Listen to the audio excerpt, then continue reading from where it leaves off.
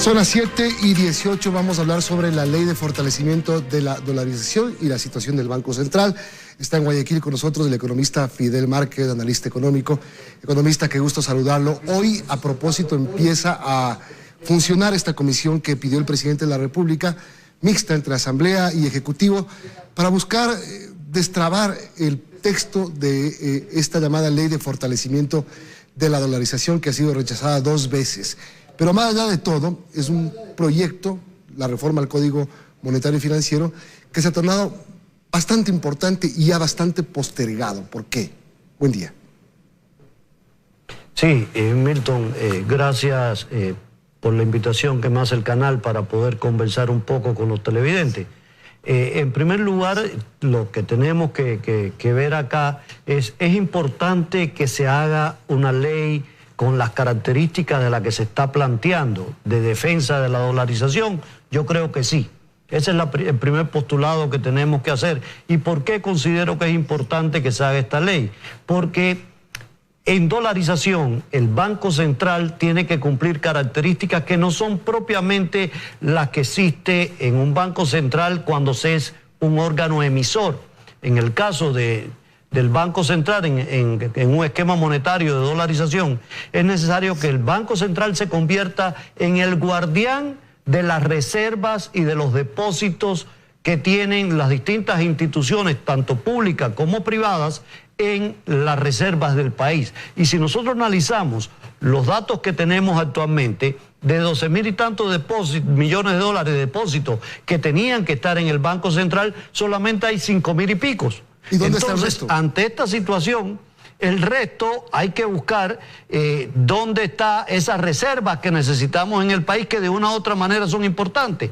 De ahí que se tenga que plantear, en primer lugar, que el Banco Central tiene que tener una dirección técnica, eso yo creo que nadie lo va a discutir, que hay que proteger el dinero de los depositantes que van al Banco Central vía encaje bancario, que van desde un 2% hasta un 5% de acuerdo a la ley, pero que nosotros sabemos que hay entidades que llegan hasta más del 10 o el 11%, y que por tanto este encaje bancario puede representar una parte importante de las reservas que se tienen en el Banco Central. Hay parte del dinero, del oro líquido, que eso es oro, y por tanto no es fácilmente convertirlo, a no ser que se venda o que se busque algún préstamo, algo como otras veces ya se han hecho, en liquidez. Entonces, ante esto, ¿qué tenemos que preguntarnos? ¿Se pueden seguir haciendo las políticas monetarias que se hacían cuando era un órgano emisor? No, hay que hacer otras formas de políticas monetarias, que eso sí le corresponde por Constitución al Ejecutivo. Entonces, el Ejecutivo lo que tiene que cambiar es no ver cómo le puede seguir metiendo la mano al Banco Central para sacar la reserva, sino cómo hace una política monetaria que le dé más liquidez al país. Se ha convertido en común escuchar que los gobiernos meten la mano al Banco Central y que el Banco Central tiene dinero de los ecuatorianos. Ok, pero ¿de qué están compuestos realmente los depósitos que tiene el Banco Central? Y si es así tan fácil como decir, es que es plata de los ecuatorianos y tiene que ser usada para enfrentar cosas sociales, emergencias, gasto corriente, etcétera. Sí, mira, esa pregunta es importantísima para que la gente pueda entender, Milton, qué es lo que está detrás de esto. Ahí está la plata vía encaje bancario de los depositantes, que es para garantizar ante cualquier eventualidad de corte financiero que la banca comercial pueda hacer frente a poderle devolver a sus depositantes en un momento dado los recursos que pudieran estar exigiendo los dueños de ese dinero. Por tanto, ese es dinero del público que vía encaje está como reserva en el Banco Central. Esos recursos no deben tocarse. ¿Y por qué no deben tocarse? Y algunos dirán, bueno, pero si se va a utilizar en función de los mismos ecuatorianos. No, un momentito. Es que si usted atenta contra ese encaje bancario y esa reserva que tiene la banca comercial en el Banco Central, usted de una u otra manera le está diciendo a la gente, su plata va a ser utilizada en algo que después no sabemos si van a devolver, porque ya ha ocurrido otras veces. Claro. Recordemos que en el gobierno anterior se sacó dinero de las reservas del Banco Central por casi 6.000 millones de dólares que todavía no la han devuelto. Entonces, ahí tenemos una realidad específica. Están los depósitos de las empresas públicas y los depósitos de los gobiernos seccionales. Usted puede decir, saco de esa misma reserva que está en el Banco Central para poner más día con los gobiernos seccionales. Sí, pero ¿y después? Le das 1.000 millones ahora, 1.200 millones, ¿y después de dónde vas a sacar plata para seguirle dando? Entonces, esas son cuestiones que deben estar ahí y estar protegidas. Pero por otra parte, si usted empieza a utilizar instrumentos financieros y saca reserva y le cambia la reserva por instrumentos financieros, está dando papeles. Recordemos el caso de Argentina en la convertibilidad cuando emitieron los patacones. Cambiaron dólares por papeles. Al final, ¿qué pasó? La convertibilidad prima hermana de la dolarización, bajó la reserva y al final, ¿qué tuvieron? Que cambiar el esquema monetario. Y aquí viene la pregunta. ¿El ecuatoriano de todos los niveles está de acuerdo en que cambiemos el esquema monetario?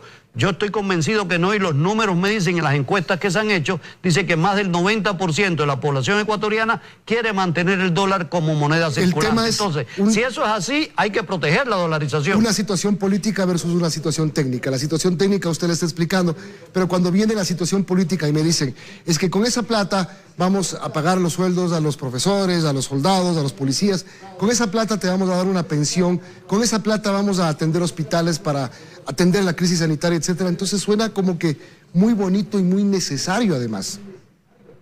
Pero... No, mira, pero el problema, Milton, que acá seguimos pensando dentro de la caja. ¿Y por qué no buscamos esquemas fuera de la caja? Es decir, ¿por qué no buscamos soluciones? Porque ¿cuál es el problema que tenemos ahora? En primer lugar, y la situación que tenemos de la pandemia, la primera medida económica es ver cómo vacunamos lo más posible a la población ecuatoriana. Esa es la primera medida económica, porque si el ser humano, el individuo no está sano, no puede trabajar, y si no puede trabajar, no puede reactivarse la economía. Entonces, partiendo de ahí, la primera medida económica que tiene que pensar el gobierno es cómo logramos la inmunización de la población ecuatoriana, para después pensar en el resto. ¿Cómo logramos esa inmunización? Entonces, aquí hay que hacer alianzas público-privadas y darle un poco de descentralización y acciones a los gobiernos seccionales para que, buscando mecanismos adecuados, logremos este proceso de inmunización. Eso por un lado. Por otro lado, tenemos que pensar entonces cómo generamos recursos, ya después que logremos esta parte, que es lo más importante, que hay que hacerlo en este año, porque no podemos darnos el lujo de recuperar nuestra economía en 10 años, porque a los ritmos de crecimiento que estamos teniendo nos vamos a perder una década, o al menos un lustro, en el mejor de los casos. Pero tenemos que impulsar esta situación. ¿Y cómo pensar? Hay que pensar que la economía no es la economía del fisco, la economía es la economía nacional. Entonces pensemos cómo reactivamos, recuperando empleo, generando estímulos a aquellas empresas, a aquellos lugares donde se perdieron empleo, y diciéndole algo bien sencillo: si ustedes me mantienen los niveles de empleo que logramos previo a la pandemia, que teníamos previo a la pandemia, recuperamos ese 1 millón de desempleados nuevos que tenemos y aumentamos los niveles de empleo, usted va a tener determinados beneficios que pueden ser de corte tributario, que pueden ser de eliminación de trámites, que pueden ser facilidades. Entonces, hay que pensar fuera de la caja, no pensemos como veníamos pensando antes de toda esta situación. Lo que hacen los gobiernos tradicionalmente, si no le meto la mano al Banco Central, le meto la mano al IES. Ahora, como está... Exactamente. Y ninguno de los dos tiene recursos. Claro, o sea, meto la mano en un saco vacío, ya no en un saco sin fondo. En un saco vacío. Y entonces, ¿qué voy a ponerle? ¿Más papeles?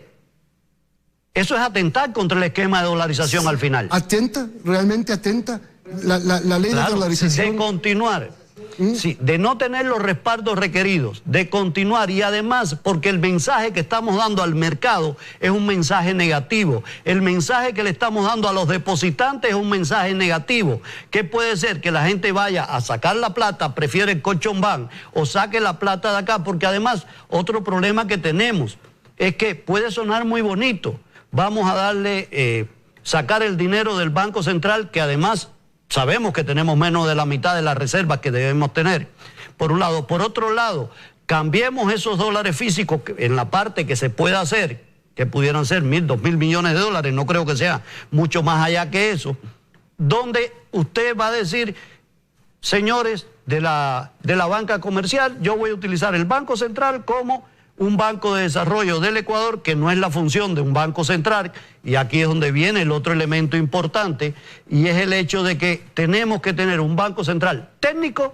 donde los balances estén bien claros, donde haya transparencia. ¿Ese proyecto de dolarización garantiza eso? ¿Esa composición que propone el Ejecutivo garantiza eso? Hay que discutirlo, y esto es donde la comisión, yo creo que debió haberse empezado por la comisión. Es que la comisión va a analizar si es que es constitucional o no, pues. Sí, pero las propuestas, por ejemplo, los balances hay que tenerlos, esos balances claros. Si el gobierno quiere tener en el Banco Central, y esto es importante, un espacio donde tenga recursos frescos que puedan servirle para contingencia, que es lo que nos están diciendo, debería crearse un balance de reservas para contingencia en el Banco Central. ¿Y eso se crea en esa ley?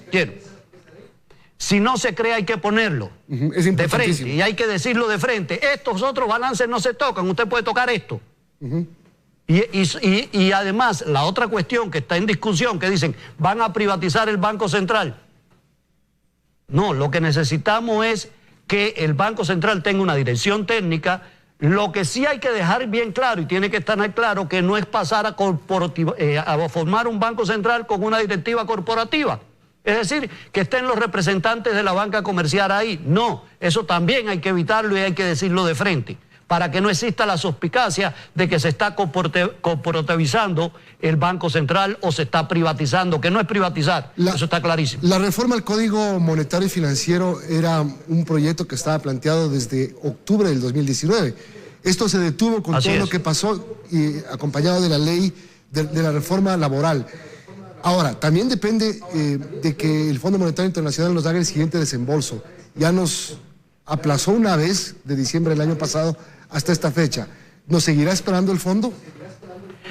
A ver, yo creo que si no logramos que entre a discusión en el mes de abril, los 400 millones no nos van a llegar, pero no solo el fondo, Milton, es el fondo y todos los demás organismos multilaterales de crédito que puede venir a afectar la situación que tiene el país de financiamiento y no llegar al próximo gobierno en el mes de mayo, cuando tenga que asumir el gobierno, va a encontrarse que va a tener las arcas totalmente vacías para poder hacer cualquier transformación.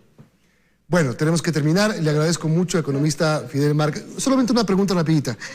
¿Nos abocamos realmente a que la dolarización esté en riesgo o es solamente una propaganda? No, a ver, si no hacemos las cosas y no tenemos una política monetaria mixta, diferente a la que tradicionalmente se hace, porque tenemos un Banco Central con funciones disminuidas a lo que se pensaba antes, no es un banco emisión. La emisión que hace el Banco Central es fundamentalmente de moneda fraccionaria. Eso es lo que está establecido en una dolarización. Si nosotros hacemos emisión de papeles, emisión de cualquier instrumento financiero sin respaldo, y hacemos emisión inorgánica, evidentemente no es la dolarización. Cualquier esquema monetario va a quebrar. Muchas gracias. Buenos días.